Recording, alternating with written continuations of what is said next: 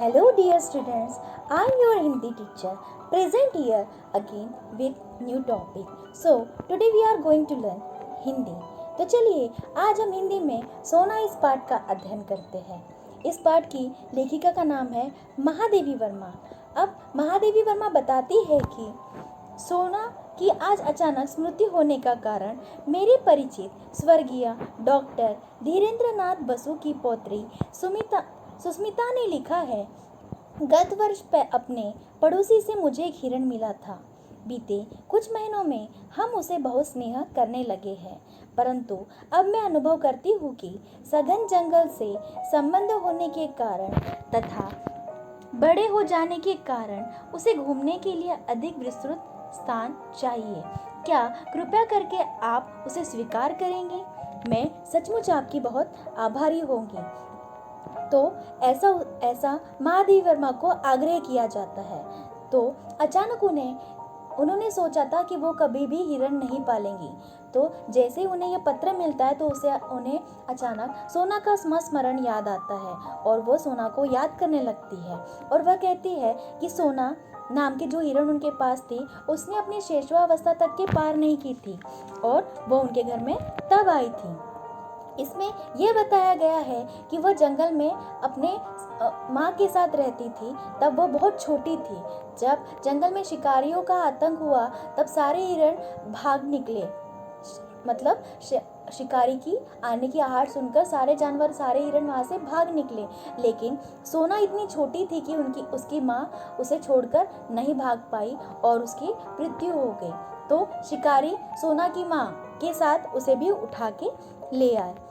फिर इसमें बताया गया है कि सोना जब शैशवावस्था की थी तब वो महादेवी वर्मा के घर पर आई। उसका पालन पोषण बिल्कुल एक छोटे बच्चे की तरह ही किया गया। उसे बोतल में दूध पिलाया गया और सभी उसका ध्यान रखने लगे।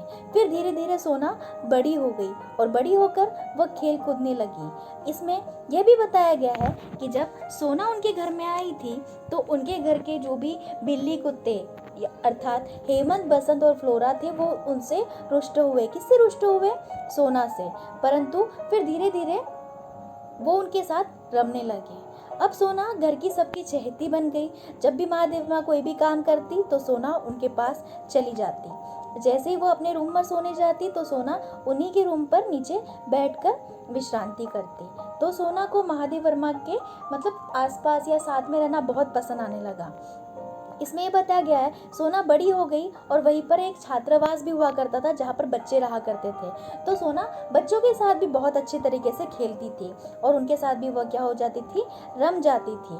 जब बच्चे बाहर मैदान में कहीं उसे खेलते हुए दिखते थे तो वो उनके पास कूद कर जाती और उनके सर के ऊपर से ऐसे छलांग मारती और कूदती रहती थी यहाँ वहाँ। इसमें यह बताया गया है कि कभी कभी सोना इतनी सुंदर दिखती थी कि उसकी आंखें उसका चित्रण भी इसमें किया गया है। महादेवी वर्मा जब भी कभी बैठती तो सोना उनके पास ही जाकर बैठती। जैसे कि मैंने आपको बताया जब सोना आई थी तो उसे सारे जानवर जो थे महादेवी वर्मा के, जैसे बिल्ली, कुत्ते जिसका नाम था हेमंत, बसंत और फ्लोरा, वो सभी रुष्ट हो गए थे।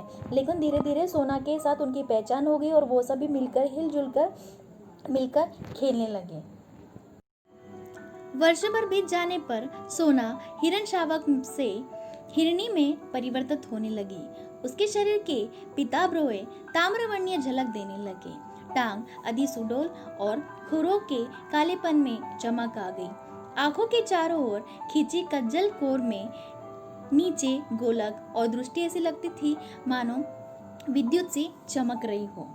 फिर महादेवी वर्मा के कुत्ती जिसका नाम था फ्लोरा, उसने बच्चों को जन्म दिया था। जैसे उसने बच्चों को जन्म दिया तो वहाँ पर किसी को भी आने की इजाज़त नहीं थी, परंतु सोना वहाँ पर कभी कभी जाया करती थी और फ्लोरा उसे आने से नहीं रोकती थी। एक दिन तो ये हुआ कि वह सोना को वहाँ पर बिठाकर बच्चों की निगरानी करने के लिए वहाँ पर बिठाकर स्वयं कभी कभी वह सैर के लिए चले जाया करती थी। गर्मियों में महादेवी वर्मा ने बद्रीनाथ जाने का कार्यक्रम बनाया। वह हमेशा पालतू जानवरों की वजह से कहीं यात्रा करना या यात्रा बहुत कम किया करती थी। तो इस बार उन्होंने सोचा कि उन्हें बद्रीनाथ की यात्रा पर जाना चाहिए। उन्होंने सोचा कि फ्लोरा उनके बगैर नहीं रह सकती, जो कि उनकी कुत्ती थी, इसलिए उन्होंने अपने साथ फ्लोरा को ले जाने का निश्चय किया। और वहाँ का छात्रावास भी बंद हो गया था गर्मियों की छुट्टी की वजह से। फिर जो वहाँ पर सोना थी वो वहाँ पर अकेली रहने लगी। बाकी जानवरों को तो कोई फ़र्क नहीं पड़ा, उन्हें पता था कि महादेव वर्मा गई है तो वो आ जाएंगी, तो वो अपने खेलने कूदने में अच्छे से रहने लगे। लेकिन जो सोना थी वह धीरे धीरे मतलब मासूम सी होने लगी, गुमसुम रहने लगी, और वह महादेव वर्मा को, फ्लोरा को और मतलब यहाँ वहाँ देखने लगी। और वहाँ का छात्रावास भी बंद हो चुका था, जैसे वो बच्चों के साथ खेल सके और उसका मन बढ़ जाए। परंतु अब वह अकेले रहने लगी उसके और गुमसुम से बैठने लगी। फिर कुछ महीने हो जाते हैं, तो उसमें जब महादेव वर्मा वहाँ से वापस आती है, तब सारे जो जानवर होते हैं वो महादेव वर्मा के आगे पीछे बहुत हर्षित होते हैं, कूदने लगते हैं और उसकी महादेव वर्मा की परिक्रमा करने लगते हैं। परंतु उन्हें सोना कहीं दिखाई नहीं देती है। जैसे ही वह महादेव वर्मा सोना के बारे में उन्हें पूछती है, तो चौकीदार और जो चपरासी होता है वो एक दूसरे के मुंह पर देखने लगता है, और उन्हें लगता है कि उनके आने के साथ ही उन्हें कोई दुखद समाचार नहीं देना चाहिए। परंतु माली जो होता है वो बहुत भावुक हो जाता है, और भावुक होते होते तो महादेव वर्मा को समझ में जाता है कि ज़रूर कुछ हुआ है। तब उन्हें पता चलता है कि सोना की मृत्यु हो चुकी है। अर्थात वह ये बताता है कि यहाँ पर मतलब जानवरों को खाने वाले बहुत लोग, यानी शिकारी लोग कभी भी आ जाते और सोना मतलब भाग जाती थी, तो मैंने उसे एक धागे से मतलब एक रस्सी से बांध कर रखा था। तो वो रस्सी की सीमा को भूलकर ज़ोर से छलांग मारी, और रस्सी की वजह से वो ज़ोर पे ज़मीन पर आकर गिर गई, और जिस समय वो ज़मीन पर आकर गिर गई उसी क्षण उसकी अंतिम सांसें चल रही थी और उसकी मृत्यु हो गई।